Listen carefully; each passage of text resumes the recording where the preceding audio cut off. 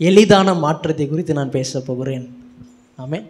சொல்லுங்கள், எளிதான மாற்றம், கஷ்டமில்லாத மாற்றம், எஃபர்ட்லெஸ் சேஞ்ச். ஆமென். ஹல்லேலூயா. இன்னைக்கு பார்த்தீங்கன்னா எல்லாருக்கும் என்ன தேவைப்படுதுன்னா மாற்றங்கள் தேவைப்படுகிறது. எல்லாருக்கும் என்ன தேவைப்படுது? மாற்றங்கள் தேவைப்படுது. ஒருத்தர் என்ன சொல்கிறாங்கன்னா என் கடன் பிரச்சனை மாறணும். ஒருத்தர் என்ன சொல்கிறாங்கன்னா வீடு கட்டணும், ரொம்ப வருஷமாக இதில் இருக்கேன், ஓலை வீட்டில் இருக்கேன், நான் வீடு கட்டணும். இன்னொருத்தங்க என்ன சொல்கிறாங்கன்னா என் பையனுக்கு ரொம்ப வருஷமாக கல்யாணம் ஆகாமல் இருக்குது, கல்யாணம் ஆகணும். மாற்றங்கள் எல்லாருக்கும் தேவைப்படுது. எனக்கும் தேவைப்படுகிறது, பாஸ்டருக்கும் தேவைப்படுது, பாஸ்டர் அம்மாவுக்கும் மாற்றம் தேவைப்படுது. முக்கியமாக பவுலுக்கு தேவைப்படுதுன்னு சொல்கிறாரு. பிலிப்பியர் 3ஆம் அதிகாரத்தில் 12வது வசனத்தில் வாசிங்க.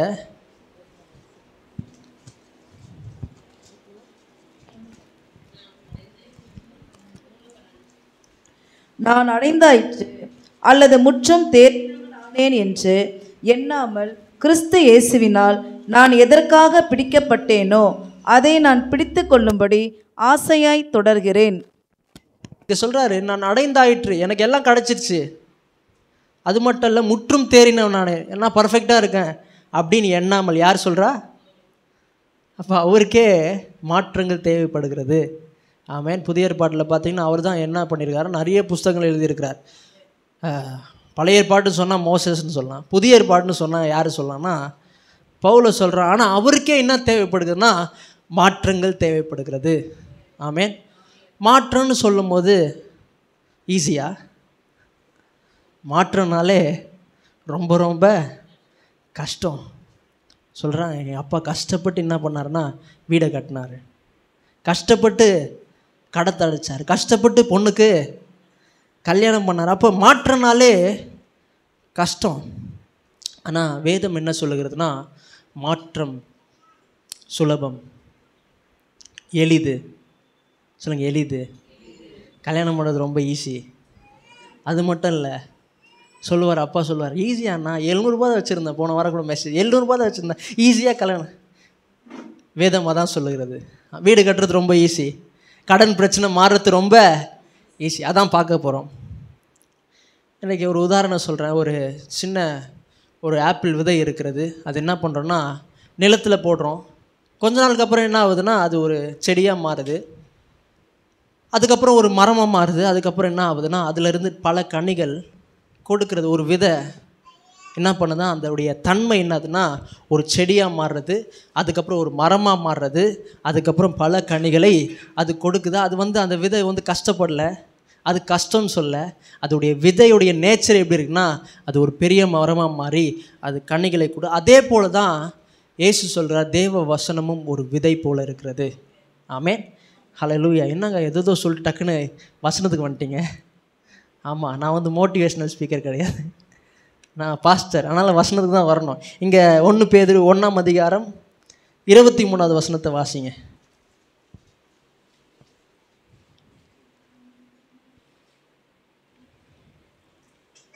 எல்லாரும் சேர்ந்து வாசிக்கலாம்.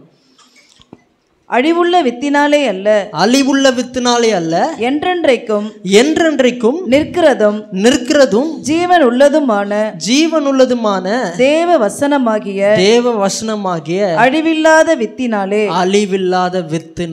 மறுபடியும் என்ன சொல்றாருன்னா தேவ வசனம் எப்படி இருக்குன்னா ஒரு அழிவில்லாத விதை போல இருக்கிறது. ஆமென். ஹல்லேலூயா. சொல்லுங்க, தேவ வசனம் ஒரு விதை. எத்தனை பேர் தேவ வசனத்தை எடுத்துகிட்டு வந்துருக்கீங்க, விதை எடுத்துகிட்டு வந்துருக்கிறீங்க? நிறைய பேர் என்ன பண்ணுறாங்கன்னா ஃபோனில் பார்க்குறாங்க. ஏன் ஃபோனில் பார்க்குறாங்கன்னா எங்கே இருக்குதுன்னு தெரில. 2 பேர் 1 பேருன்னு கேட்டால் பைபிளில் தேடுறது ரொம்ப கஷ்டமாக இருக்குது, எங்கே இருக்குதுன்னு தெரில, யாருன்னா பார்த்துட போகிறாங்கன்னு சொல்லிட்டு அவங்க என்ன பண்ண ஃபோன்லேயே பார்க்குறாங்க. பரவாயில்ல, எதில் ஒன்று பாருங்கள், இந்த விதையை பாருங்கள். இது சொல்லுது, இது ஒரு விதையாக இருக்கிறது. என்ன சொல்கிறாருன்னா என்றென்றைக்கும் நிற்கிறதும் ஜீவனுள்ள தேவ வசனமாகிய அழிவில்லாத விதை. இது என்ன எப்படி இருக்குன்னா ஒரு நாளும் அழிந்து போகாத விதையாக இருக்கிறது. ஆங்கிலத்தில் சொல்கிறாங்க இன்கரப்டபிள் சீட். இதை தூக்கி என்ன பண்ண சொல்கிறாருன்னா மார்க் 4ஆம் அதிகாரம் இயேசு என்ன சொல்கிறாருன்னா இதை தூக்கி இருதயத்தில் விதைன்னு சொல்கிறார். எப்படி ஒரு ஆப்பிள் சீடு எடுத்து நம்ம நிலத்தில் விதைக்கிறோமோ அது எப்படி ஒரு பெரிய மரம் ஆகுதோ, அதே போல் இயேசு சொல்லுகிறார் தேவனுடைய வசனத்தை எடுத்து இருதயத்தில் விதைன்னு சொல்கிறாரு. எப்படி இருதயத்தில் விதைக்கிறது? விதைங்கன்னு சொல்கிறீங்க, எப்படி விதைக்கிறது? நான் இருதயத்தை குறித்து சொல்லும் போது நான் ஏதோ பம்ப் பண்ணுற ஹார்ட்டை பற்றி சொல்ல. எல்லாருக்கும் என்ன இருக்குது? இருதயம் இருக்குது. இந்த ஹார்ட்டில் என்ன பண்ணுதுன்னா பம்ப் பண்ணி என்ன பண்ணுதுன்னா பிளட்டை என்ன பண்ணுதுன்னா லங்ஸுக்கு அனுப்புது. ஆக்சிஜன் பிளட்டையும் என்ன பண்ணுதுன்னா லங்ஸுக்கு அனுப்புது. லங்ஸ்லேருந்து எங்கே போகுது? எங்கே போகுதுங்க? டிஃப்ரெண்ட் பார்ட்ஸ் ஆஃப், அங்கே சொன்னாங்க டிஃப்ரெண்ட் பார்ட்ஸ் ஆஃப் த பாடி. அப்போது இந்த ரத்தம் என்ன பண்ணுதுன்னா இந்த இருதயத்திலிருந்து ரத்தம் பம்ப் பண்ணப்பட்டு அது லங்ஸ்குள்ளே போய் அப்புறம் என்ன பண்ணுதுன்னா சரீரத்துக்குள்ளே அது போகுது. ஆனால் இந்த ஹார்ட்டை பற்றி நான் பேசலை. நான் எந்த ஹார்ட்டை பற்றி பேசுகிறேன்னா, மனிதன் எப்படி இருக்கிறான்னா ஆவி, ஆத்துமா, சரீரத்தை உடையவனாக இருக்கிறான். ஆவியை தான் என்ன சொல்கிறாங்கன்னா இருதயம்னு சொல்கிறாங்க. இது நான் கிடையாது, இது நான் கிடையாது. இதுக்குள்ளே இருக்கிறது தான் யார்? இயேசு இல்லை, நான். வெளியே பாடி இருக்கு, இதுக்கு உள்ளே இருக்க பேர் தான் என்னது? சாமு. அப்போது என்ன சொல்கிறேன்னா ஆவி போயிடுச்சுன்னா என்ன சொல்கிறாங்க? பாடின்னு சொல்கிறாங்க. அப்போது வீடு வீடு சாம் கிடையாது, வீட்டில் இருக்கிறது தான் யார்? சாம். அப்போது இது வீடு, மேலே இருக்கிறது வீடு, இதுக்குள்ளே இருக்கிறது தான் யார்? ஆவி. இதுக்குள்ளே தான் ஆவி இருக்குது. அந்த ஆவியை தான் என்ன சொல்கிறாருன்னா இருதயம் என்று சொல்லுகிறார். ஆமென். அதை தான் என்ன பண்ண சொல்கிறாருன்னா அங்கே தான் என்ன பண்ண சொல்கிறாருன்னா விதைக்க சொல்கிறார். எப்படி விதைக்கிறது? எப்படி விதைக்கிறதுனா பார்க்கறது மூலமாக என்ன பண்ணுறோம்? ஒரு வசனத்தை பார்க்குறோம். வசனம் சொல்லுகிறது கர்த்தரின் மேய்ப்பராக இருக்கிறார், நான் தாழ்ச்சி. இப்போ படிக்கும் போது என்ன ஆகுது? காதில் கேட்குறோம். கேட்கும் போது எங்கே போய் சேருது? எப்படி விதைக்கிறதுனா இப்படி தான், படிக்கிறது மூலமா நாம் கேட்குறோம். கேட்கறது மூலமாக எங்கே போகுதுன்னா இருதயத்தில் போகுது. அதான் சொல்லுவாங்க 10 வருஷத்துக்கு முன்னாடி என்ன படித்தேன்னா திருக்குறள் படித்தேன், ஆனால் இப்போ என்ன போகிறது? ஏன் அவங்க என்ன பண்ணியிருக்காங்கன்னா 10 வருஷத்துக்கு முன்னாடி படிச்சிருக்காங்க, அந்த படித்தது எங்கே போய் சேர்ந்துருக்குன்னா இருதயத்தில் போய் சேர்ந்துருக்கு. 10 வருஷத்துக்கு முன்னாடி என்ன பண்ணியிருப்பாங்க? கோபமாக இருந்திருப்பாங்க ஒருத்தர் மேலே.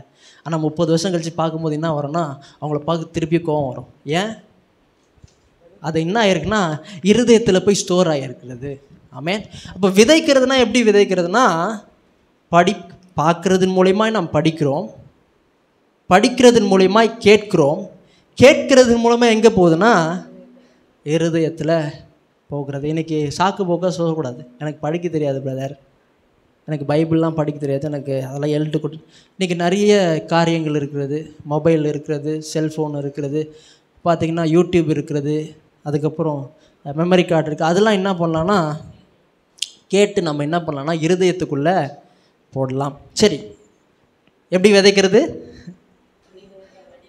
பார்க்குறது மூலமாக கேட்குறோம், பார்க்கறது மூலமாக படிக்கிறோம், படிக்கிறது மூலமாக கேட்குறோம், கேட்குறது மூலமாக எங்கே போய் சேருகிறதுனா இருதயத்தில் போய் சேருகிறது. என்ன விதைக்கணும்? என்னத்தை விதைக்கணும் சொன்னேன் நான்? தேவனுடைய வசனத்தை எங்கே விதைக்கணும்னா இருதயத்தில் நாம் விதைக்க வேண்டும். வரல கடன் பிரச்சனை மாறலையா? நான் சொல்கிறேன், ஒரு வசனம் இருக்குது, நீ அநேக ஜாதிகளுக்கு இறங்கி கடன் கொடுப்பாய், நீயோ கடன் வாங்காத. அந்த வசனத்தை எடுத்து என்ன பண்ணணும்னா படிக்கணும், உள்ளே போய் இருதயத்தில் விதைக்கணும். ஆமென். வீடு கட்ட முடியலன்னு என்ன பண்ணணும்னா கர்த்தர் வீட்டை கட்டாராகில் வீடு கட்டுவருடைய பிரயாசம் விருதா. அப்போ வீட்டை யார் கட்டி கொடுப்பானா? கர்த்தர் கட்டி கொடுப்பாரு. அதை என்ன பண்ண ஒவ்வொரு நாளும் இருதயத்தில் நாம் விதைக்க வேண்டும். ஆமென். அல்லேலூயா. பலவீனமாக இருக்கா, வியாதியாக இருக்கா? நான் சொல்கிறேன், அவருடைய தழும்புகளால் குணமானீர்கள், மெய்யாகவே என்னுடைய பாடுகளை ஏற்றுக்கொண்டேன், துக்கங்களை அவர் சுமந்து கொண்டபடியால் அவருடைய தழும்புகளால் நான் குணமானேன், அவர் என்னுடைய பரிகாரியாக இருக்கிற. இதை தூக்கி என்ன பண்ணணும்னா இருதயத்தில் நாம் விதைக்க வேண்டும். அல்லேலூயா. எப்படி விதைக்கிறோம்? கண்ணில் பார்த்து படித்து கேட்டு என்ன பண்ணுதுன்னா உள்ளே போய் இருதயத்தில் நாம் விதைக்க ஆரம்பிக்கிறோம். அடுத்தது என்ன சொல்கிறாருன்னா விதைச்சது அது உள்ளே என்ன பண்ணணும்னா நிலைத்திருக்க வேண்டும். ஆமென். யோசுவா 1ஆம் அதிகாரம் 8வது வசனத்தை வாசிக்கலாம்.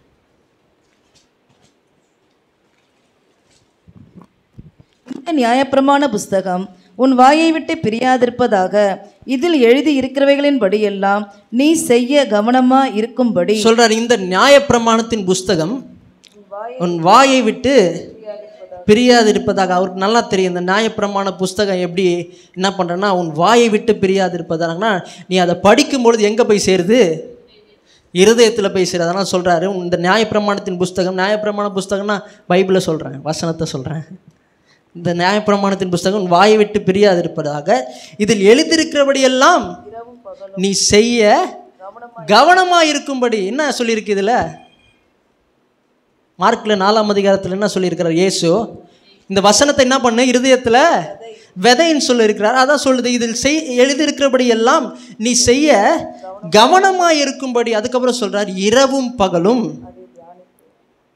இரவும் பகலும் என்ன சொல்லணுமா, வசனத்தை சொல்லிகிட்டே இருக்கணும். அது என்ன பண்ணணும்னா, இப்போ ஒரு விதையை போடுறோம், அது என்ன பண்ணுதுன்னா அது நிலைத்து இருக்கிறது, அது மண்ணுக்குள்ளேயே இருக்கிறது. என் அக்கா என்ன பண்ணுவாங்கன்னா, ஒரு செடியை வச்சுட்டு அது வளரலாம் என்ன பண்ணுவோம், அடுத்தது மாற்றி வேறு இடத்துல போய் நட்டு வைப்பாங்க. அவர் என்ன சொல்கிறாருன்னா, இதை இருதயத்திலிருந்து எடுக்கவே கூடாது. இரவும் பகலும் இதில் தியானித்து கொண்டு இருப்பாய், அப்படியே நிலைத்திரு. ஆமென், ஹல்லேலூயா. இங்கே நல்லா பேசுவோம், ஆனால் அடுத்த நாளே யாருன்னா ஒருத்தர் கேட்பாங்க, என்ன அவன் புருஷன் வேலைக்கு போகலையா கேட்டாங்கன்னா, அவன் ஜென்மத்துக்கும் வேலைக்கு போக மாட்டான்னு சொன்னீங்கன்னா, இருதயத்தில் போட்ட வித வெளியே வருது.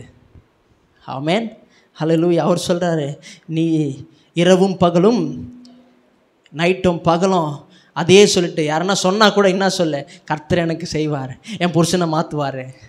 ஆமென். இரவும் பகலும் தியானித்து கொண்டு இருப்பாய். அப்பொழுது, எப்பொழுது?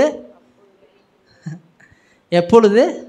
இந்த வசனத்தை இருதயத்தில் விதைச்சி அதை நிலைத்திருக்கும் பொழுது, அதோடு கூட நான் ஆங்கிலத்தில் எப்படி சொன்னால் அபைடிங், அதோடு நிலைத்திருக்கும் பொழுது, அப்பொழுது நீ உன் வழியை வாய்க்க பண்ணுவாய். ஆங்கிலத்தில் அழகாக வருது, உன் வழி ப்ராஸ்பரஸ் ஆகும்னு சொல்லுது. ஆமென். எப்பொழுது? எப்பொழுது? வசனத்தை இதயத்தில் போட்டு அதை என்ன பண்ணணும்னா நிலைத்து இருக்கணும். ஆங்கிலத்தில் தென்னுன்னு வருது, அப்பொழுது சொல்லுவாங்க, you do this then I will say அப்படி சொல்லுவாங்க. அப்போது இதை ஃபஸ்ட்டு செய், அப்புறமா நான் சொல்கிறேன். ஆண்டவர் என்ன சொல்கிறாருன்னா, இதை ஃபஸ்ட்டு செய், அப்புறம் அப்பொழுது உன் வழியை வாய்க்க பண்ணுவாய், நல்லா இருப்பீங்க. ஆமென். வராது, ஆமேன்லாம் வராது. ஆமேன்னா அப்படி ஆக கடவுட்டும், அதுதான் அர்த்தம். சொல்லுவாங்க, சாட்சி சொல்லுவாங்க. என்ன சொல்லுவாங்கன்னா, நான் பஸ்ஸில் போனேன், பஸ்ஸில் போயிட்டு தடுக்கி கீழே விழுந்தேன்னா ஆமேன் அப்படி சொல்லுவாங்க. திருப்பி உள்ளே போகிறாங்கன்னு அர்த்தம். நான் நல்ல வார்த்தையை சொல்ல, செழிப்பான இடத்துல உங்களை கொண்டு போக போகிறான்னு சொல்கிறேன். நீங்கள் அப்படியே உட்காந்துங்கன்னா நீங்கள் கண்டிப்பாக போக மாட்டீங்க. ஹல்லேலூயா சொல்லுங்கள். ஆமேன். நடக்கும். ஆமேன். உங்கள் வழிகள் எல்லாம் வாய்க்கப்படும், அப்பொழுது புத்திமானாய் நடந்து கொள்வாய். நீங்கள் என்ன பண்ணணும்னா, இருதயத்தில் வசனத்தை போட போட போட புத்திமானாய் நடந்து கொள்வீங்க. ஒவ்வொரு நாளும் வசனத்தை எடுத்து படிங்க. ஆமென்.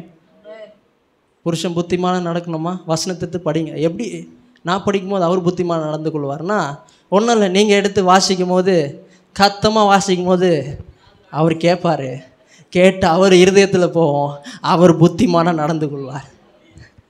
ஏன் நடக்கணும்னா, யார் மேலே தப்பு? நம்ம மேலே தான் தப்பு. ஆமென். ஹல்லேலூயா. ஒரு பாஸ்டர் சொன்னார், நான் முன்னாடிலாம் எனக்கு வீசிங் ப்ராப்ளம் இருக்கும், எனக்கு ரொம்ப கஷ்டம். நடந்தாலும் வீசிங், ஒரு ரன்னிங் ரேஸ் போனாலும் வீசிங், எதை பண்ணாலும் வீசிங், ரொம்ப கஷ்டம். நான் என்ன பண்ணேன்னா, ஒரு பாஸ்டர் மெசேஜ் கொடுத்தும்போது கேட்டேன். அவர் சொன்னார், இந்த இருதயத்தில் நீ என்ன பண்ணுறேன்னா வசனத்தை விதைப்பா சொன்னார். நான் என்ன பண்ணேன்னா, ஒவ்வொரு நாளும் அவர் சொன்ன வசனம் என்னன்னா, அவருடைய தழும்புகளால் குணமானேன், என்னுடைய பரிகாரம் இருக்கிறார். அதெல்லாம் நான் என்ன பண்ணேன்னா, ஒவ்வொரு நாளும் விதைக்க ஆரம்பித்தேன், விதைச்சினே இருந்தேன். ஒரு நாள் நான் சுகத்தை பெற்றுக்கொண்டேன். ஆமென். ஹல்லேலூயா. உடம்பு சரியில்லையா, இதே மாதிரி இருக்கா, கோல்டாகவே இருக்கா, நீங்கள் சொல்லுங்கள், நான் நல்லா ஆகிடுவேன், அப்படி தழும்புகளால் குணமாகிடுவேன். சொல்லிகிட்டே இருங்க. நான் சொல்லுகிறேன், சுகத்தை உங்கள் சரீரத்தில் பார்ப்பீர்கள். ஆமென். என்ன தான் பாசுக்கிட்ட போனாலும் சுகம் வராது. நீங்கள் தான் உங்கள் சரீரத்துக்கு நீங்கள் தான் உத்தரவாதி. நானும் நிறைய பாசுக்கிட்ட போனேன். விக்டர் நாராஜன் என்ன பண்ணோம், தலைமலை எங்கள் அம்மா கூப்பிட்டு போய் நிற்க வச்சாங்க. ஒன்றும் நடக்கலை. எப்போ நான் விசுவாசிக்க ஆரம்பிச்சனோ அப்போ தான் என் வாழ்க்கையில் சுகம் வந்துச்சு. ஆமென். ஹல்லேலூயா. இங்கே யோவான் 15ஆம் அதிகாரம் 7வது வசனம் வாசிங்க.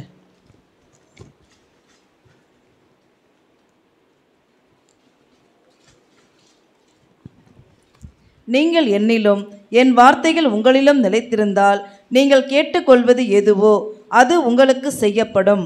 நீங்கள் எண்ணிலும்னா வார்த்தை ஒவ்வொரு நாளும் என்ன பண்ணுறேன்னா படிச்சுட்டே இரு. எண்ணிலும் என் வார்த்தை உங்களிலும் உன் இருதயத்தில் என் வார்த்தை இருக்குமானால் அவர் சொல்கிறாரு, நீங்கள் கேட்டுக்கொள்வது எதுவோ அது உங்களுக்கு செய்யப்படும். இந்த உலகத்தில் இல்லைன்னா கூட நீங்கள் ஆசைப்பட்டா கடவுள் கொண்டு வருவார். ஆமே. நடக்கலனா கூட இயற்கை அப்பாற்பட்ட விதத்தில் ஆண்டவர் செய்வார். ஹல்லேலூயா. அவர் சொல்றார், இறையாதே அமைதலாக இரு. யாரும் பண்ணது கிடையாது. அவர் சொல்கிறாரு, எல்லாம் நடக்குது. ஆமென். ஹல்லேலூயா. நீங்கள் கேட்டுக்கொள்கிறது எதுவோ அது உங்களுக்கு செய்யப்படும். நீதிமொழிகள் 4ஆம் அதிகாரம் 21லிருந்து 22 வாசிங்க.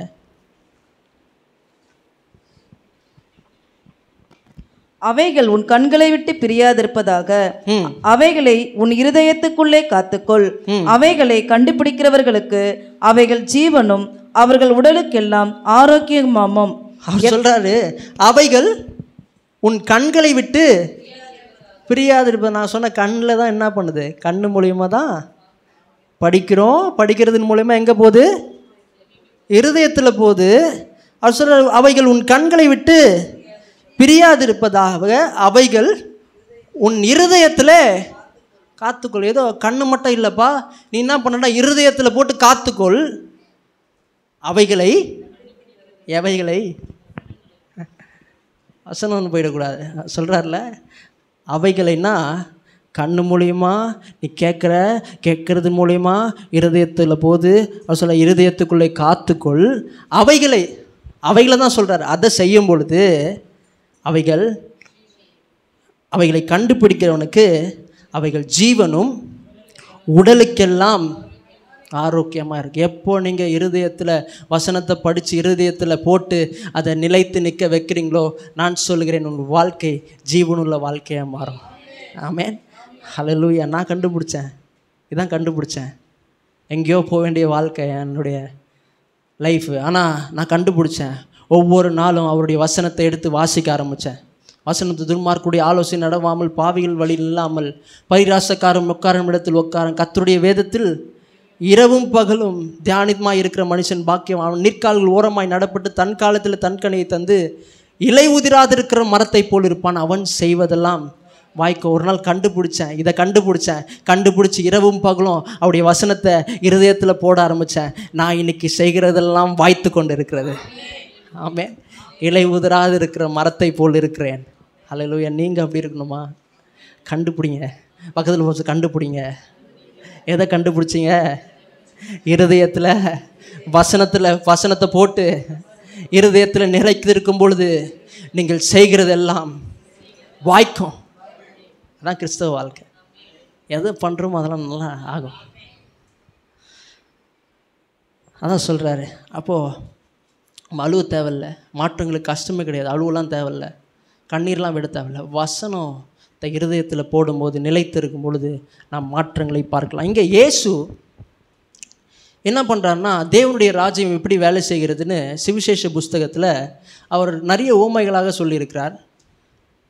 அதில் 10 உவமைகள் எதை பற்றி சொல்லியிருக்கிறார்னா, விதையை குறித்து சொல்லியிருக்கிறார். அது எங்கெல்லாம் பார்க்கலாம்னா, மத்தேயு 13ஆம் அதிகாரம், மார்க் 4ஆம் அதிகாரம், லூக்கா 8ஆம் அதிகாரத்தில் அதெல்லாம் நம்ம பார்க்கலாம். இன்றைக்கு முக்கியமாக நம்ம எதை பார்க்க போகிறோன்னா, மார்க் 4ஆம் அதிகாரத்தை பார்க்க போகிறோம். நாங்கள் 10 நிமிஷம் தான் இருக்குது, இப்போ பார்க்க போகிறோம்னு சொல்கிறீங்க. உங்கள் விடுறதா இல்லை, நீங்கள் மாறுற வரைக்கும். 4ஆம் அதிகாரத்தில் 3லேருந்து 8 வசனங்கள் படிச்சிங்கன்னா, விதைக்கிறவன் கேளுங்கள், விதைக்கிறவன் ஒருவன் விதைக்க புறப்பட்டான். இங்கே இயேசு சொல்கிறார், விதைக்கிறவன் ஒருவன் விதைக்க புறப்பட்டான். அந்த காலத்துலாம் பார்த்தீங்கன்னா பின்னாடி பேக்கை மாட்டிப்பாங்க, சீடை பேக்காக மாட்டி, விதையை பேக்கில் மாட்டி அப்படி என்ன பண்ணுவாங்கன்னா அதை போடுவாங்க, இப்படி போடுவாங்க, இப்படி போடுவாங்க. அதான் சொல்கிறார், விதைக்கிறவன் விதைக்க புறப்பட்டான். சில விதை எங்கே விழுந்ததுன்னா வழி அருகே விழுந்து, சில விதை நடக்கிற பாதையிலே விழுது, சில விதை எங்கே விழுதுன்னா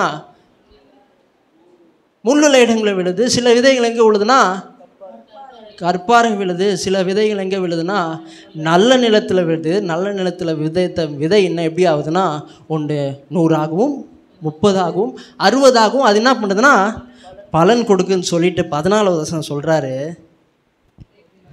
விதைக்கிறவன் வசனத்தை விதைக்கிறான். நான் என்ன விதைன்னு சொல்லிருக்கேன், அது விதை கிடையாதுப்பா, அது வசனம்னு சொல்கிறாரு இயேசு. இவ்வளோ நான் சொல்லிட்டு இருந்தேன். என்ன சொன்னேன்? விதையை தூக்கி வசனத்தை தூக்கி எங்கே போடணும்? இருதயத்தில் போடணும். அது மட்டும் இல்லை, இருதயத்தில் அது நிலைத்திருக்கணும்னு சொன்னேன். ஏன் அப்படிலாம் சொன்னேன்? ஏன் அப்படி சொன்னேன்னா இங்கே 26வது வசனம் பாருங்கள். பின்னும் அவர் அவர்களை நோக்கி, தேவனுடைய ராஜ்யமானது ஒரு மனுஷன் நிலத்தில் விதையை விதைத்து, இன்னும் அவர் அவர்களை நோக்கி, தேவனுடைய ராஜ்யமானது ஒரு மனுஷன் நிலத்தில் விதையை விதைத்து. ஏன் இதெல்லாம் சொல்கிறேன்னா தேவனுடைய ராஜ்யம் இப்படி தான் வேலை செய்யுது. ஆமென், ஹல்லேலூயா. இயற்கை உலகம் எப்படி வேலை செய்யுது? இயற்கை உலகம் எப்படி வேலை செய்யுதுன்னா விதையின் மூலயமா வேலை செய்யுது. அதனால தான் ஆதியாகமத்தில் நீங்கள் பார்த்தீங்கன்னா 1ஆம் அதிகாரத்தில் 11லிருந்து 12 வசனங்கள் பாருங்கள். அப்பொழுது தேவன் பூமியானது புல்லையும் விதையை பிறப்பிக்கும் பூண்டுகளையும் பூமியின் மேல் தங்களில் தங்கள் விதையை உடைய கனிகளை தங்கள் தங்கள் ஜாதியின்படியே கொடுக்கும் கனி விருட்சங்களையும் முளைப்பிக்க கடவது என்றார். அது அப்படியே ஆயிற்று. பூமியானது புல்லையும் தங்கள் தங்கள் ஜாதியின்படியே விதையை பிறப்பிக்கும் பூண்டுகளையும் தங்கள் தங்கள் ஜாதியின்படியே தங்களில் தங்கள் விதையை உடைய கனிகளையும் கொடுக்கும் விருட்சங்களையும் முளைப்பித்தது. தேவன் அது நல்லது என்று கண்டார். இங்கே எல்லாத்தையும் தேவன் சொன்னார். சொல்லி என்ன பண்ணுறாருன்னா, சொல்கிறது மட்டும் இல்லை, அங்கே விதையும் ஆட் பண்ணிட்டாரு. என்ன பண்ணுறாரு? இயற்கை உலகம் எப்படி வேலை செய்யுதுன்னா, ஒரு மரம் வளர்கிறதுக்கு என்ன பண்ணியிருக்கிறாருன்னா ஆண்டவர் விதையை வச்சிட்டார். அவர் விதையை வைக்கலன்னா இன்றைக்கி நான் தான் என்ன பண்ணியிருக்கணும், ஏஞ்சி காலையில் ஏஞ்சி மரம் வளரட்டும்னு சொல்லியிருக்கணும். அப்புறம் நான் என்னால் மெசேஜெலாம் எடுக்க முடியாது. ஆனால் ஆண்டவர் என்ன பண்ணியிருக்காருன்னா ஒரு விதையை வச்சிருக்கிறார். ஒரு மரம் வளர்த்துக்கு எது தேவைப்படுது? விதை தேவைப்படுது. ஒரு மிருக ஜீவங்கள் பெருகிறதுக்கு என்ன தேவைப்படுது? விதை தேவைப்படுது. மனுஷன் பெருகிறதுக்கு என்ன தேவைப்படுது? விதை தேவை. அப்போ இயற்கை உலகம் எப்படி இயங்குதுன்னா ஒரு விதையை கொண்டு இயங்குகிறது. ஆனால் பரலோக ராஜ்யம் அது வசனத்தை கொண்டு இயங்குகிறது, வார்த்தையை கொண்டு இயங்குகிறது. ஆனால் தான் என்ன பண்ண சொல்கிறாருன்னா அதை தூக்கி இருதயத்தில் போடு, அதை நிலைத்திருக்க வெய். ஆமென். என்னைக்கு இயேசுவை நம்ம ஏற்றுக்கொண்டோமோ அன்றைக்கி எங்கேருந்து வந்துட்டோம்னா இருளின் ராஜ்யத்திலிருந்து அன்பின் குமாருடைய ராஜ்யத்தில் நம்ம சேர்ந்து விட்டோம். இன்றைக்கு எங்கே இருக்கிறோம்? நம்ம ராஜ்யத்தில் இருக்கிறோம், தேவனுடைய ராஜ்யத்தில். நீங்கள் யார்? ராஜாக்கள். ஆமென், ஹல்லேலூயா. நம்ம தேவனுடைய ராஜ்யத்தில் இருக்கிறோம். தேவனுடைய ராஜ்யத்திலிருந்து நான் எதனா பெற்றுக்கொள்ளணும்னா வார்த்தையின் மூலியமாக தான் பெற்றுக்கொள்ள முடியும். ஆமென். எதனா எனக்கு வரணும்னா நான் வார்த்தையின் மூலியமாக தான் பெற்றுக்கொள்ளணும். அதனால தான் இங்கே சங்கீதம் 107:20 படிங்க.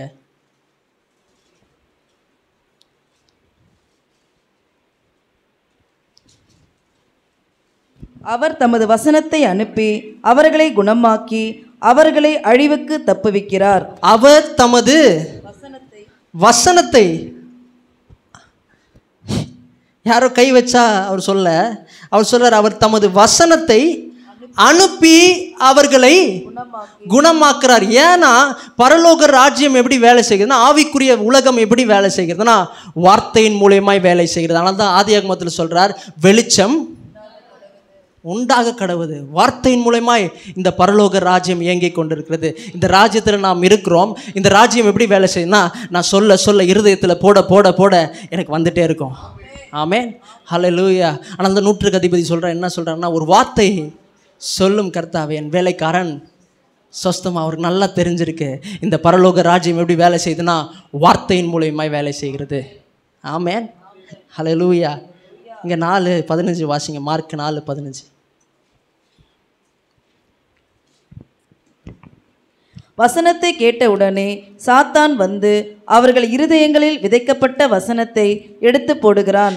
வசனத்தை கேட்டவுடன் சாத்தான் வந்து அவர்கள் இருதயங்களில் விதைக்கப்பட்ட வசனத்தை, சாத்தானுக்கு நல்லா தெரியுது வசனத்தில் வல்லம் இருக்குது, பரலோக ராஜ்யம் வசனத்தின் மூலிமா வேலை செய்து அவனுக்கு நல்லா தெரியுது. யாருக்கு தான் தெரில? பக்கத்தில் உங்களுக்கு தெரில. அவன் வந்தவனே என்ன பண்ணுறான்னா அந்த வசனத்தை எடுக்கணும்னு நினைக்கிறான். ஏன்னா வசனம் உள்ளே போயிடுச்சுன்னா நல்லா ஆகிடுவாங்களே, அவங்க எல்லாம் செழிப்பாக மாறிடுவாங்களே. அதனால் என்ன பண்ணுறான்னா சாத்தான் வந்தவனே என்ன பண்ணுறான்னா வசனம் வந்தவனையே அவங்க இருதயத்திலிருந்து அவன் எடுக்கிறான். ஆமென். இன்றைக்கு 30 நிமிஷம் நல்லா கேட்குறீங்க. கேட்டுட்டு போகும்போது அந்த சிஸ்டர் கேட்பாங்க, என்ன சிஸ்டர் உங்கள் புருஷன் வரலையா கேட்டிங்கன்னா அவங்க கேட்கும்போது நீங்கள் என்ன சொல்லுவீங்கன்னா, அவர் ஜென்மத்துக்கும் வரப்போகிறது இல்லை அப்படின்னு சொன்னீங்கன்னா சாத்தான் அப்பயே அந்த வசனத்தை எடுத்து விடுகிறான். ஆமென், ஹல்லேலூயா. நான் சொல்கிறேன், வசனம் உள்ள நிலைத்திருக்க வேண்டும். நிலைத்திருக்கும் பொழுது நீங்கள் கேட்டுக்கொள்கிறது எதுவோ செய்யப்படும். இங்கே 4:15 வாசிச்சாச்சா? சரி. அப்போது என்ன பண்ணோன்னா வசனத்தை படிக்கணும். படிக்கிறது மூலிமா கேட்குறோம். கேட்டு என்ன பண்ணோன்னா இருதயத்தில் விதைக்கிறோம். விதை என்ன ஆகுதுன்னா ஆண்டவர் என்ன சொல்கிறாருன்னா நிலைத்திருக்கணும்னு சொல்கிறார். இப்போ என்ன சொல்கிறாருன்னா அதை நீ நம்பணும். ஆமென். இங்கே அதே 26வது வசனம் வாசிங்க. பின்னும் அவர் அவர்களை நோக்கி, தேவனுடைய ராஜ்யமானது ஒரு மனுஷன் நிலத்தில் விதையை விதைத்து. பின்னும் அவர்களை நோக்கி, தேவனுடைய ராஜ்யமானது ஒரு மனுஷன் நிலத்தில் விதையை விதைத்து, சும்மா இல்லை விதையை விதைக்கிறான். அது மட்டும் இல்லை, எபிரேயர் 11:6 வசனம் சொல்லுது, தேவனுக்கு பிரியமாயிருப்பது கூடாத காரியம். எதனா நம்ம பெற்றுக்கொள்ளனா நம்மளுக்கு முக்கியமாக என்ன தேவைன்னா விசுவாசம் தேவை. நான் நம்ப வேண்டும். It is impossible to get something without faith. தேவன்கிட்ட நான் எதனா பெற்றுக்கொள்ளனா நான் விசுவாசிக்க வேண்டும். ஆனால் தான் இங்கே அடுத்த வசனம் வாசிங்க. 27வது வசனம், மார்க் 4:27 வாசிங்க. இரவில் தூங்கி பகலில் விழித்திருக்க அவனுக்கு தெரியாத விதமாய் விதை முளைத்து பயிராகிறதற்கு ஒப்பாய் இருக்கிறது. அவன் விதையை போடுறான். விதை என்ன ஆகுதுன்னா அவன் தூங்குறான். விதையை விதைச்சிட்டு தூங்குறான். தூங்கி என்ன ஆகுதுன்னா பகலில் ஏஞ்சிக்கிறான். ஏஞ்சிக்கும் போது என்ன ஆகுதுன்னா அவனுக்கு தெரியாத விதமாய் விதை என்ன ஆகுதுன்னா முளைக்கிறது. அவன் என்ன பண்ணுறான், நம்புகிறான். இதோடைய தன்மை என்னதுன்னா அது ஒரு செடியாகும், அது ஒரு மரமாகும், அது கனிகளை கொடுக்கும். அவன் என்ன பண்ணுறான்னா அதை நம்பி என்ன பண்ணுறான்னா விதைக்க ஆரம்பிக்கிறான். விதைக்க ஆரம்பிக்கும் பொழுது அவனுக்கு தெரியாத விதமாய் அது என்ன ஆகுதுன்னா விதை வாசிங்க, விதை முளைத்து பயிராகிறதற்கு ஒப்பா இருக்கிறது சொல்கிறாரு. தெரியாத விதமாய் நிறைய தேவையில்லை. எப்படி நடக்கும் அதெல்லாம், எப்படி நடக்கும் அதெல்லாம், எப்படி வீடு கட்டுவேன் தெரியவே தேவையில்லை. நீங்கள் விசுவாசா போதும், தெரியாத விதமாய் அது முளைக்கும் உங்களுடைய வாழ்க்கையில். ஆமென். அடுத்த வசனம் வாசிக்கலாம். எப்படி என்றால், நிலமானது முன்பு முளையையும் பின்பு கதிரையும் கதிரிலே நிறைந்த தானியத்தையும் பலனாக தானாய் கொடுக்கும். அது எப்படி என்றால் சொல்கிறாரு, நிலமானது முன்பு விதையை போட்டோன்னே என்ன வருது, முளை வருது, பின்பு கதிர் வருது, அப்புறம் என்ன ஆகுதுன்னா கதிரிலே நிறைந்த தானியத்தை பலனாக தானாய், சொல்லுங்க தானாய், ஆட்டோமேட்டிக்காக. ஆங்கிலத்தில் அழகாக ஒரு ஆட்டோமேட்டிக்கலி என்ன ஆகும்னா கனி வரும் தானா. எங்கள் இருதயத்தில் போட ஆரம்பிங்க. வசனத்தை போடா, நான் நல்லா இருப்பேன் சொல்லுங்கள், நான் நல்லா இருப்பேன். அந்த வசனத்தை இருதயத்தில் போட போட போட என் குடும்பம் நல்லா இருக்கும், என் வீடு கட்டப்படும். அந்த இருதயத்தில் அந்த வசனத்தை போட போட போட ஆட்டோமேட்டிக்காக தானாய் பலன் உண்டாகும். ஆமென். ஒரு பாஸ்டர் இப்படி சொல்கிறாரு, விதை வசனம், இருதயம் ஒரு நிலம், அந்த நிலத்தில் வசனத்தை விதைக்கிறோம். அது மட்டும் இல்லை, ஒவ்வொரு நாளும் நம்ம என்ன பண்ணுறோன்னா விட்டுல அது காயிலேன்னு என்ன பண்ணுறோம். அதான் விசுவாசம். அண்ணா என்ன பண்ணுவார்னா காயிலேஞ்சு தண்ணி ஊற்றுவார் எல்லாத்துக்கும். நான் சொல்லுகிறேன், நீங்கள் தண்ணி ஊற்றுங்க. சொல்லுவாங்க நடக்காது, முடியாது, உன்னால் வீட்டை கட்ட முடியாது, உன்னால் கடன் அடைக்க முடியாது அப்படின்லாம் சொல்லுவாங்க. நீங்கள் சொல்லுங்கள், கர்த்தர் வீட்டை கட்டுவார், நான் நல்லா இருப்பேன், நான் நல்லா இருக்கிறது நீ பார்க்க போகிற. ஒவ்வொரு நாளும் சொல்ல ஆரம்பிங்க, அது தானாய் நீங்கள் செழிப்பான இடத்துல போய் சேருவீங்க. ஆமென். ஹல்லேலூயா. ஒரு வசனம் வாசிக்கலாம். எபிரேயர் 4:2 வசனம் வாசிக்கலாம்.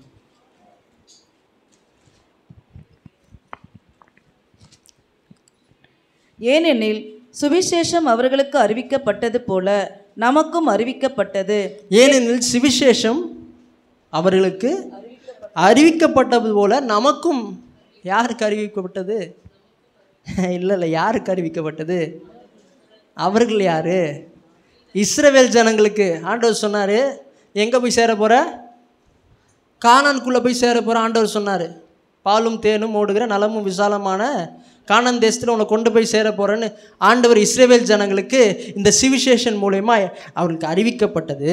கேட்டவர்கள் விசுவாசம் இல்லாமல் கேட்டபடியினால் அவர்கள் கேட்ட வசனம் அவர்களுக்கு பிரயோஜனப்படவில்லை. இன்னதான் நீங்கள் இருதயத்தில் வார்த்தையை போட்டாலும், அது உள்ளே இருந்தாலும், அது விசுவாசம் இல்லைன்னா உங்களுக்கு அது பிரயோஜனப்படாது. நான் என்ன சொல்கிறேன்னா, விதையை வசனம் என்கிற விதையை நேரத்தில் போடுங்க.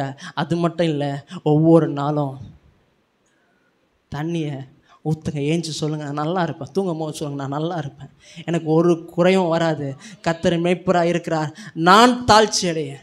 ஒவ்வொரு நாளும் நீங்கள் சொல்ல ஆரம்பிக்கும் போது நீங்கள் நல்லா இருப்பீங்க, நகையோடு இருப்பீங்க, நல்ல ட்ரெஸ்ஸோடு இருப்பீங்க, காரோடு இருப்பேன், நல்ல பங்களாவோடு இருப்பீங்க. ஏன்னா அவர் சொல்லியிருக்கிறார், தாழ்ச்சியே கிடையாது. தாழ்ச்சின்னா கிடையாது, குறைவே கிடையாது, நல்லா இருக்க போகிறீங்க. ஹல்லேலூயா. அது மட்டும் இல்லை, மத்தேயு 6:33 வசனம் வாசிக்கலாம்.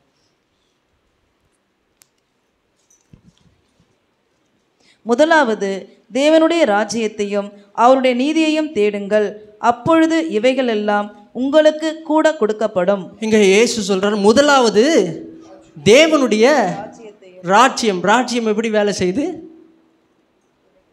தேவனுடைய ராஜ்யம் எப்படி வேலை செய்யுது? நான் சொன்ன வார்த்தையின் மூலியமாய் வேலை செய்யுது. அவர் என்ன சொல்றாரு? முதலாவது தேவனுடைய வார்த்தையும், அது மட்டும் இல்லை, அவருடைய நீதி. நீதினா என்னது? நீதினா உண்மை.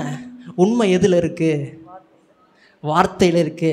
அவர் சொல்றார், முதலாவது தேவனுடைய வார்த்தையும் அவருடைய நீதியும் தேடும் பொழுது அப்பொழுது இவைகள் எல்லாம் உனக்கு கூட கொடு. அதுனா இவைகள். அதுக்கு முன்னாடி வசனம் வாசிங்க, 31வது வசனம். ஆகையால் எண்ணத்தை உண்போம், எண்ணத்தை குடிப்போம், எண்ணத்தை உடுப்போம் என்று கவலைப்படாதிருங்கள். ஆகையால் எண்ணத்தை உண்மை, நாளைக்கு என்ன பண்ணுவேன் அது மட்டும் இல்லை, எண்ணத்தை குடிப்போம், எண்ணத்தை உடுப்போம் என்று கவலைப்படாதுன்னு நான் ஃபஸ்ட்டு சொன்ன. சேஞ்சுனாலே என்னது? மாற்றனாலே எல்லாருக்கும் கஷ்டம். சொல்கிறாரு, அவங்களுக்கு வேணால் கஷ்டமாக இருக்கலாம், எண்ணத்தை உண்போம், எண்ணத்தை கொடுப்போம். அவங்களுக்கு ஒரு வீடு கட்டுறது ரொம்ப கஷ்டம், அவங்களுக்கு கடத்தை அடிக்கிறது ரொம்ப கஷ்டம், பையனுக்கு கல்யாணம் பண்ணுறது ரொம்ப கஷ்டம், பலவீனம் மாறத்துக்கு ரொம்ப கஷ்டம். ஆனால் இவள் எல்லாம் யார் தேடுறா? அஞ்ஞானிகள். இவளெல்லாம் நாடி தேடுறாங்க, ஏன்னா அவங்களுக்கு கஷ்டம். ஆனால் இங்கே சொல்லுது, இவளெல்லாம் உங்களுக்கு வேண்டியவைகள் என்று உங்கள் பரமபிதா அறிந்திருக்கிறார். அதுக்கப்புறம் தான் சொல்கிறாரு, முதலாவது தேவனுடைய ராஜ்யத்தையும் தேவ வசனத்தை தேடு. அது மட்டும் இல்லை, அவருடைய நீதியை தேடு, அவருடைய வசனத்தை தேடு, அப்பொழுது இவளெல்லாம் உனக்கு கூட கொடுக்கும். அவங்களுக்கு கஷ்டமாக இருக்கலாம், மாற்றனாலே கஷ்டமாக இருக்கலாம், வீடு கட்டுறது கஷ்டமாக இருக்கலாம், கல்யாணம் பண்ணுறது கஷ்டமாக இருக்கலாம், ஒரு சுகம் வரது கஷ்டமாக இருக்கலாம்.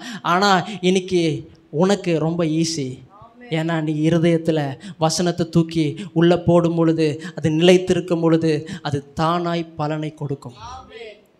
ஆமென். ஹல்லேலூயா. சாதாரண சீடு இல்லை, ஆங்கிலத்தில் சொல்ல இன்கரப்டபிள் சீட், அழிவில்லாத வித்து. இது அழிந்து போகாது. இது உள்ளே போட போட போட உங்கள் வாழ்க்கை ஜீவனுள்ள வாழ்க்கையாக மாறும். நிறைய பேர் ஆனால் அதை படிக்கிறது கிடையாது, அதுதான் தப்பா, நல்லாவே இருக்க மாட்டாங்க. ஆனால் வசனத்தை எடுத்து படிக்க ஆரம்பிங்க, இருதயத்தில் போட ஆரம்பிங்க. நிலைத்திருக்கும்பொழுது அது ஆட்டோமேட்டிக்காக உங்கள் லைஃப் சேஞ்ச் ஆகும். ஆமென். நீங்கள் வீடு கட்டுவீங்க, நல்லா இருப்பீங்க. ஆமென். அதில் கடைசியாக ஒன்று சொல்ல முடிக்கிறேன். 4000 வருஷம் என்ன பண்ணுறாங்கன்னா, ஒரு விதையை பாக்கெட்டில் வச்சுருக்குறாங்க. ஆனால் 4000 வருஷம் அந்த விதைக்கு ஒரு பிரயோஜனமும் இல்லை. பாக்கெட்டில் வச்சுருக்கிறதுனால பிரயோஜனம் இல்லை. 4000 வருஷத்துக்கு அப்புறம் எப்போ அதை விதைக்கிறாங்களோ அது அப்போ தான் என்ன ஆகுதுன்னா, அது ஒரு செடியாக வருது, அப்புறம் ஒரு மரமாக வருது, அதுக்கப்புறம் அதிலிருந்து கன்னிகளாக வருது. நான் சொல்கிறேன், நீங்கள் 10 வருஷம் பைபிளை என்ன பண்ணலான்னா, அக்களத்தில் வச்சுக்கலாம், வீட்டு முன்னாடி வச்சுக்கலாம், எல்லாம் பண்ணலாம். ஆனால் இதில் இருக்கிற விதையை நீங்கள் உள்ளே போடாத வரைக்கும் பலன் கொடுக்க போகிறது இல்லை. வேஸ்ட். இதை நீங்கள் தூக்கி உள்ளே போடுங்க. நான் சொல்லுகிறேன், தானாய் பலன் உண்டாகும். நீங்கள் நல்லா இருக்க போகிறீங்க. ஆமென். கர்த்தர் உங்களை ஆசீர்வதிப்பாராங்க.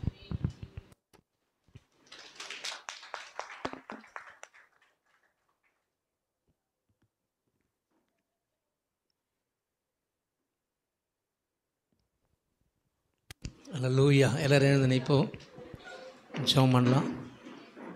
அல்லேலூயா. யார் யாரெல்லாம் வசனத்துக்கு உள்ளே போட்டுருக்குறீங்க? ஆமென். பக்கத்தில் பார்த்த வசனத்துக்கு உள்ளே போட்டிங்களா?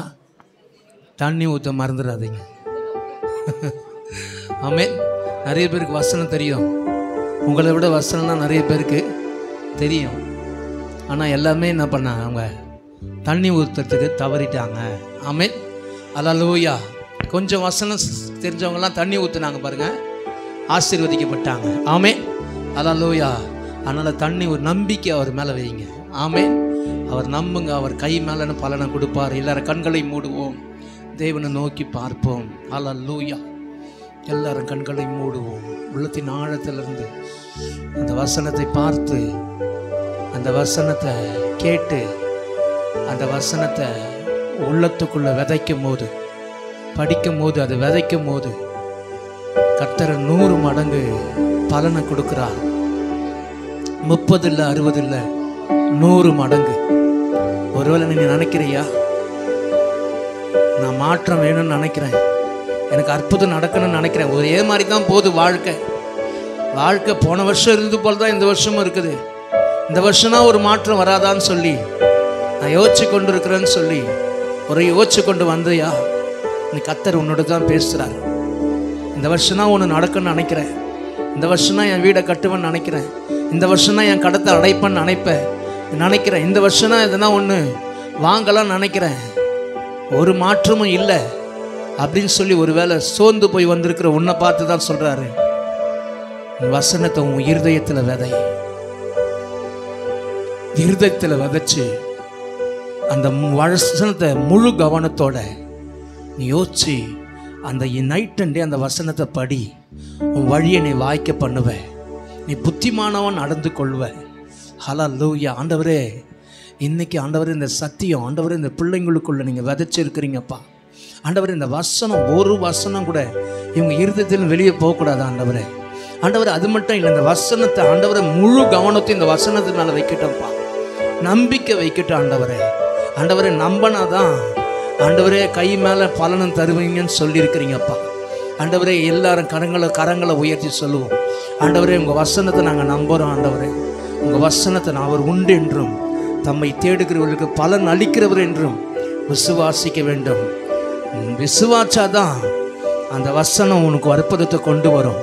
உன் வாழ்க்கையில் செய்ய முடியாத எல்லாவற்றையும் எளிதாய் மாற்றும், செய்ய முடியாத காரியங்களை கர்த்தர் எளிதாய் செய்ய வைப்பார். ஹல்லேலூயா. இந்த நாளில் நம்புங்க, கர்த்தருடைய வசனத்தை நம்புங்க, கர்த்தர் அற்புதங்களை செய்வார். ஹல்லேலூயா. நமக்கு நன்றி ஆண்டவரே.